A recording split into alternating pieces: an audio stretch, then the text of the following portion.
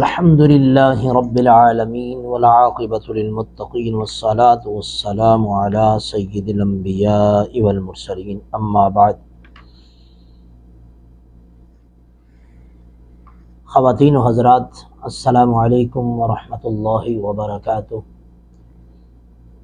آج ہم 40 روزہ کورس کا 31واں سبق پڑھ رہے ہیں، اور یہ آج کا سبق شروع کریں گے نورانی قاعدے کی تختی نمبر 13 سے۔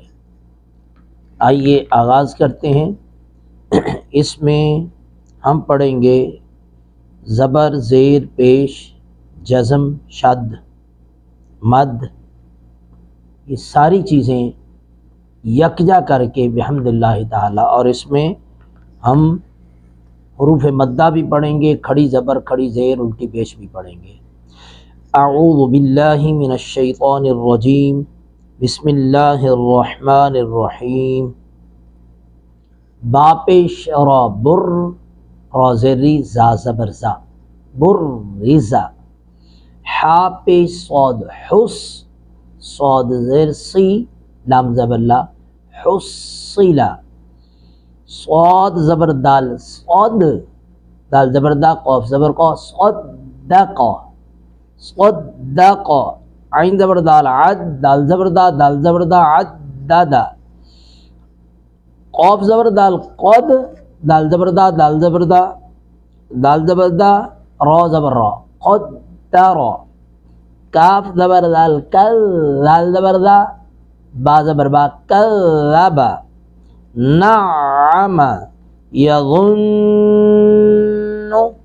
یظن، لا کو پر کر کے نرمی سے ادا کریں گے۔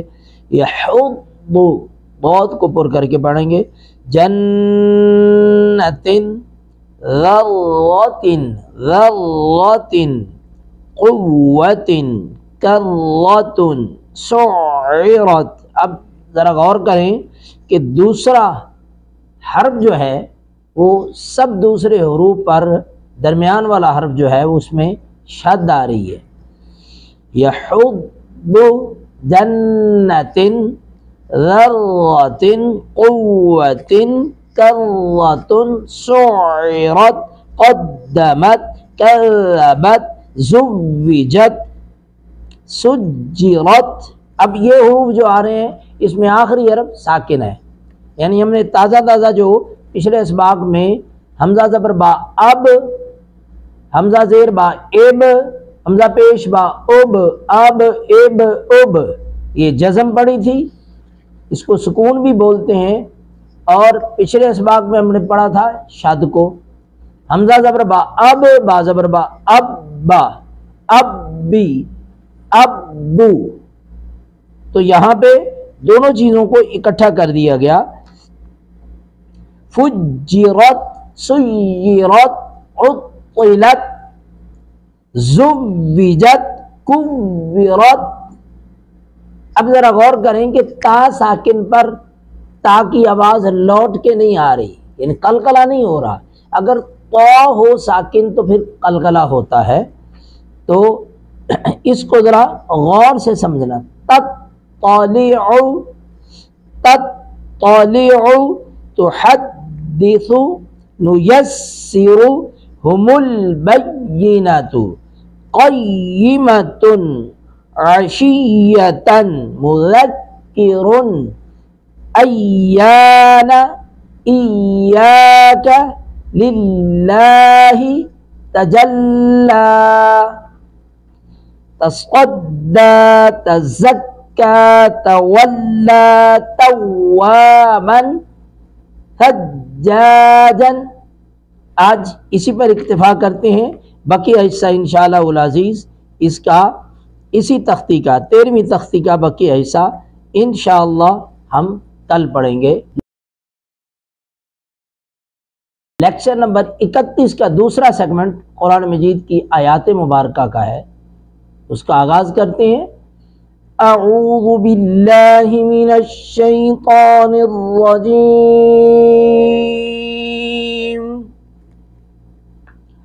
بسم اللہ الرحمن الرحیم۔ ان المتقین مفازا حدائق وأعنابا وكواعب أترابا وكأسا دهاقا لا يسمعون فيها لغوا ولا كذابا جزاء من ربك عطاء حسابا رب السماوات والأرض وما بينهما الرحمن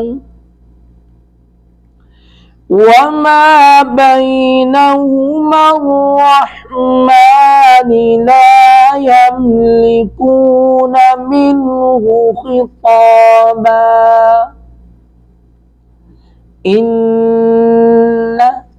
نون مشدد پہ غنہ کریں گے، ان للمتقین مفازن، مفازن زاد و زبر زن، اگر وقف کریں گے تو مفازا حدائق، دال پر مد متصل 3 الف کھینچیں گے، حدائق و اعنابا، یہاں پہ بھی وقف بھی کیا جا سکتا ہے، اتصال یعنی ملایا بھی جا سکتا ہے، تو ملائیں گے تو پھر ادغام با غنہ کرتے ہوئے اس کو پڑھیں گے، لا يسمعون فيها لغوا ولا كذابا، لغوا ولا كذابا جزاء، زا پر مد متصل 3 الف کھینچے گا اور زا کو سختی سے ادا کریں گے، ان، حمزہ پر تنوین ہے، نون تنوین کے بعد میم، میم حروف ادغام میں سے ہے، ادغام با غنہ کرتے ہوئے اس کو ان کو پڑھیں گے، ام من، ام من نون ساکن کے بعد را، را بھی حروف ادغام میں سے ہے، حروف یرملون میں سے، لیکن را ادغام میں سے تو ہے، حروف غنہ میں سے نہیں، تو یہاں پہ ادغام بلا غنہ ہوگا، من ربک، من ربک، را کو پر کریں گے، عطاء، طا کو پر کر کے پڑھیں گے اور طا کو 3 الف کھینچیں گے، عطاء،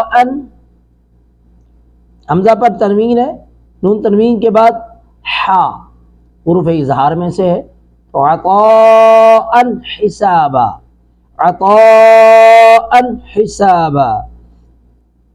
اب یہاں پہ انفصال اور اتصال دونوں کیے جا سکتے ہیں، حساباً آگے ہے را، تو اس کو ملاتے ہوئے ادغام بلا غنہ کرتے ہوئے، حساب رب السماوات والارض وما بینہما الرحمن لا یملکون منہ خطابا، من نون ساکن کے بعد ہا اظہار کریں گے، منہ خطابا، صدق اللہ العظیم۔ لیکچر نمبر 31 کا تیسرا سیگمنٹ حدیث مبارکہ کا، قال النبی صلی اللہ علیہ وآلہ وسلم الدنیا سجن المؤمن وجنت الکافر، او کما قال رسول اللہ صلی اللہ علیہ وآلہ وسلم، آقا دو جہاں تاجدار کائنات صلی اللہ علیہ وسلم نے ارشاد فرمایا، یہ دنیا مومن کے لیے قید خانہ ہے، قید خانے میں پابندیاں ہوتی ہیں، مشکلات ہوتی ہیں، پریشانیاں ہوتی ہیں، تو وجنت الکافر، کافر کے لیے جنت ہے، باغ و بہار ہے، کافر کے لیے کوئی رکاوٹ نہیں ہے، کوئی مشکل نہیں ہے، کوئی تکلیف نہیں ہے، کوئی منع نہیں ہے کسی کام سے۔ یہ ذرا غور کرنا چاہیے کہ ہم بعض اوقات یہ بھی کہہ دیتے ہیں ہم سے تو کافر اچھے ہیں، وہ عیش میں تو ہیں، مزے میں تو ہیں۔ یہ بات یاد رکھ لینی چاہیے، وہ اس دنیا میں عیش میں ہے لیکن آخرت میں کوئی حصہ نہیں ہے ان کا۔ مومن دنیا میں اللہ رب العزت کے حکم کے تحت اس طرح زندگی بسر کرتا ہے کہ اس طرف نہیں جانا، اس طرف نہیں جانا، یہ کام کرنا ہے، یہ ضروری کرنا ہے، اس کو نہیں کرنا، اس کو کرنا لازم ہے، اس سے بچنا لازم ہے۔ یہ ساری کی ساری پابندیاں ایک مومن کے لیے ہے جو کلمہ پڑھ کے اطاعت قبول کر کے یا ایھا الذین آمنوا اطیعوا اللہ واطیعوا الرسول، ایمان والوں کو حکم ہے کہ وہ اللہ اور اس کے رسول کی اطاعت کریں، کافر کے لیے نہیں ہے۔ تو لہٰذا ہمیں اس طرح کے کفریہ کلمات سے بھی اپنے آپ کو محفوظ رکھنا چاہیے۔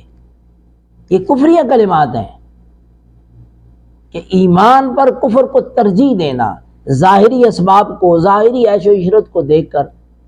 اس لیے اللہ رب العزت کی بارگاہ بے کس پناہ میں ہمیں توبہ استغفار کرتے رہنا چاہیے اور آقا علیہ الصلوۃ والسلام کے اس فرمان کو ہمیشہ اپنی نگاہ میں رکھنا چاہیے کہ اگر مومن ہے تو قید خانے کی طرح رہنا پڑے گا، مومن ہے تو مشکلات کو اس طریقے سے فیس کرنا ہے کہ اللہ رب العزت کی رحمت پر امید کرتے ہوئے کہ ان مشکلات کے بدلے میں اللہ تعالی ہمیں جنت میں آرام اور آسائش عطا فرمائے گا، درجات کی بلندی عطا فرمائے گا، اپنی محبت اور دیدار عطا فرمائے گا۔ اللہ رب العزت سمجھنے کی توفیق نصیب فرمائے۔ لیکچر نمبر 31 کا آخری سیگمنٹ، چوتھا سوال و جواب کا ہے۔ تو آج کا سوال بہت اہم ترین سوال ہے کہ کھیل کود میں عام طور پر ہم مذاق میں کسی کے ساتھ دھوکہ کر سکتے ہیں، چیٹنگ کر سکتے ہیں۔ کھیل کود کے اندر چیٹنگ کرنا بھی منع کیا گیا ہے۔ کسی کے ساتھ چیٹ کرنا، کسی کے ساتھ دھوکہ دینا، کسی کو فریب دینا، یہ کھیل کود کے اندر بھی جائز نہیں ہے۔ کیرم بورڈ کھیل رہے ہیں، کوئی بھی چیز کھیل رہے ہیں، کسی گوٹی کو چھپا لیا ہے یا اور معاملات ہیں، کرکٹ کھیلتے ہوئے اس میں کوئی ایسا فال کھیل دیا ہے، کوئی بھی کھیل ہے، کسی بھی کبڈی کھیلی جا رہی ہے، اس میں فال کھیلا ہے اور پھر اس میں بے ایمانی کر دی گئی ہے، تو یہ اس سے بھی منع کیا گیا۔ اگرچہ شرعی طور پر اس طرح کی گرفت نہیں آتی، لیکن اس کے تاثر، اس کے فیکٹس اور اس کے اثرات، اس پہ بھی غور کرنا چاہیے۔ اگر کھیل کود کے اندر، عام ہنسی مذاق کے اندر ہمیں چیٹنگ کی عادت پڑ جائے گی تو پھر اس طرح کی عادت پڑے گی کہ ہم بڑے بڑے معاملات میں بھی، دینی معاملات میں بھی، معاشرتی معاملات میں، معاشی معاملات میں، اپنی زندگی کے دیگر شعبہ جات میں بھی ہم چیٹنگ کریں گے۔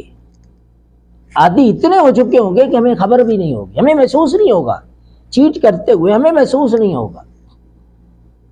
اس کی ایک مثال غور سے آپ نے اپنے معاشرے کے اندر دیکھی ہوگی کہ بعض لوگ جن کی زبان پہ گالیاں پک جاتی ہیں، مثلا وہ کسی کیل کو ٹھوک رہے ہیں تو وہ اگر کیل نہیں ٹھکرا تو اس کو گالی دے دی، جانور کو ہانک رہے ہیں، گدھا گاڑی چلا رہے ہیں تو جانور اگر کوئی کسی قسم کی اڑی پھڑی کر رہا ہے تو اس کو گالی دے دی ہے، کوئی کام کرتے ہوئے کام اٹک گیا ہے، کمپیوٹر چلاتے ہوئے اس میں کوئی ایرر آ گیا ہے، بار بار ریفریش کرنا پڑتا ہے، موبائل کے اندر بیلنس ختم ہو گیا ہے، بجلی ختم ہو گئی ہے، لوڈ شیڈنگ ہو گئی ہے، تو بات بات پہ جو گالیاں دینے والے لوگ ہیں ان کو یہ بھی احساس نہیں ہوتا، ان کو خبر ہی نہیں ہوتی کہ وہ کہاں پہ ہیں اور کس کے سامنے ہیں۔ ماں بہن بیٹی گھر کے اندر اپنے اہل و عیال کے اندر بیٹھے ہوئے بھی وہ گالی دے دیتے ہیں۔ حتیٰ کہ ایک بہت بڑی بات کرنے لگا ہوں، جن کی زبان پہ گالیاں پکی ہوئی ہیں، ہم نے اپنے کانوں سے ان کی گالیاں مسجد نبوی کے اندر اور حرم کعبہ کے اندر بھی ان کی گالیاں سنی ہیں۔ کیسے؟ یعنی احرام باندھا ہوا ہے، احرام اگر وہ ڈھیلا ہو گیا ہے، احرام کی چادر صحیح نہیں آ رہی، احرام کی چادر اگر اوپر ڈالی ہے وہ نیچے بار بار گر رہی ہے تو اس کو گالی دے دی۔ یہ ذرا غور کرنا چاہیے کہ چیٹنگ کرنے کی اگر عادت پڑ جاتی ہے تو جس طرح گالی دینے والوں کی عادت پکی ہو جائے تو وہ نہ مسجد کا خیال، نہ کعبے کا خیال، نہ گنبد خضرا کا خیال، کسی چیز کا حیا نہیں رہتا، ان کو احساس نہیں رہتا۔ اصل وجہ یہ احساس ختم ہو جاتا ہے۔ تو چیٹنگ کرنے والوں کا احساس جب ختم ہو جاتا ہے، اس کو کہتے ہیں ضمیر کا مردہ ہو جانا۔ اللہ رب العزت ہمیں مردہ ضمیری سے حفاظت کی توفیق عطا فرمائے، اور یہ چھوٹے چھوٹے معاملات میں بھی ہمیں چیٹنگ سے محفوظ رہنے کی توفیق عطا فرمائے۔ السلام علیکم ورحمۃ اللہ وبرکاتہ۔